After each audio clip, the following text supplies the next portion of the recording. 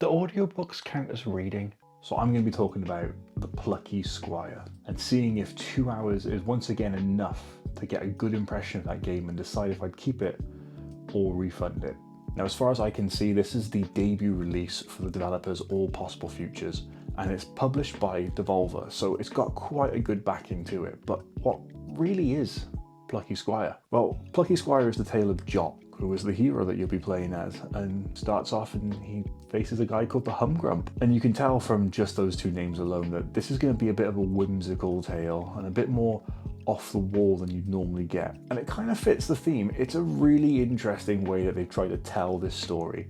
And I'm not going to talk too much about what the plot is because it is really worth playing it to find out for yourself how the story develops. But what I will say is it is very fourth wall breaking in a few ways. The Plucky Squire, it's hard to nail down as to what type of game it is. It's definitely an action-adventure game. Well, definitely an adventure game. The action side of it, up for debate. Sometimes when traveling around, you will take place in combat akin to that you might see in the top-down Zelda games. But then you also might be playing it as if you're playing Super Punch-Out. The gameplay is mixed between this normal adventure-style gameplay and then these weird mini-games. And I say weird in the best possible way. They are definitely a very fun and very interesting way to break up that normal gameplay. Now, the story and world of the Plucky Squire takes place within this book.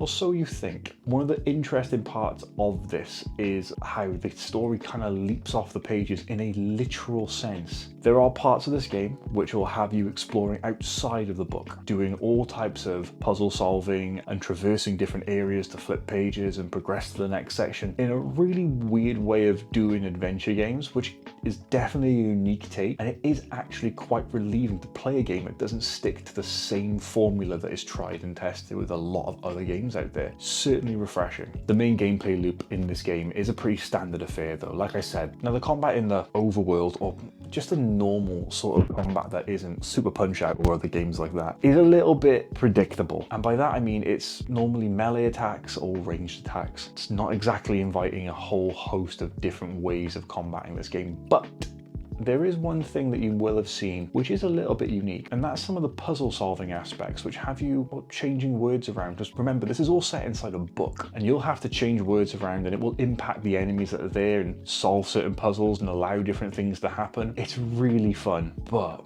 they don't do it enough. I really was disappointed by the fact that it didn't feel like this main thing that was drawing people to this game was a huge component of it. I only played the first 2 hours of this game, but from what I played, it wasn't featured enough and it didn't have as much of an impact as I wanted to have for me to consider it to be a main staple of the gameplay. Visually, this game is gorgeous. Yes, it's a 2D sprite game. Yes, it's got a little bit of 3D in there as well, but it's really, really well done. Now, granted, the 3D models aren't exactly cutting edge, but the 2D sprite work and the way that the book just comes to life as you're playing is just amazing, and it is really good, and it really did capture that kid's book sort of look. And that's about the reading age that I have. The game is also fully narrated and the audio is really good. It's a really interesting way that they've tried to tell the story here, and it's really fun to get into. But it's also the downside as well. It's really hard to get into a loop with the gameplay, get into a mode and get into a feel for how it's all going, when every time that page turns, it's broken up. You can't just flow from one activity to the next. It's always broken up and disjointed, and personally for me, I know there's a story that is trying to be told. I couldn't get stuck into the game, and every time it kept pulling me out, it kept reminding me that I'm just playing a game and I'm not able to get lost in this world.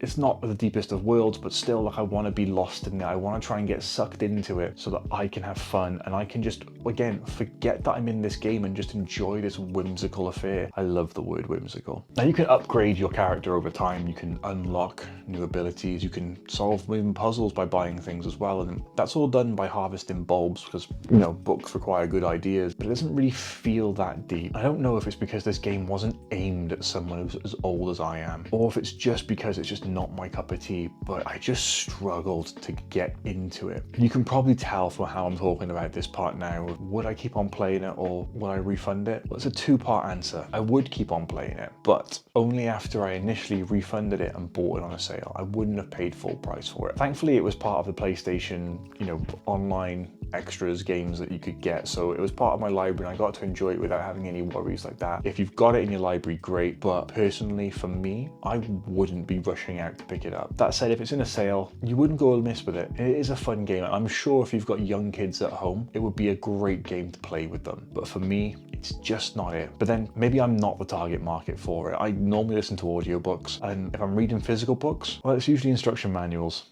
And the story in them is really hard to follow.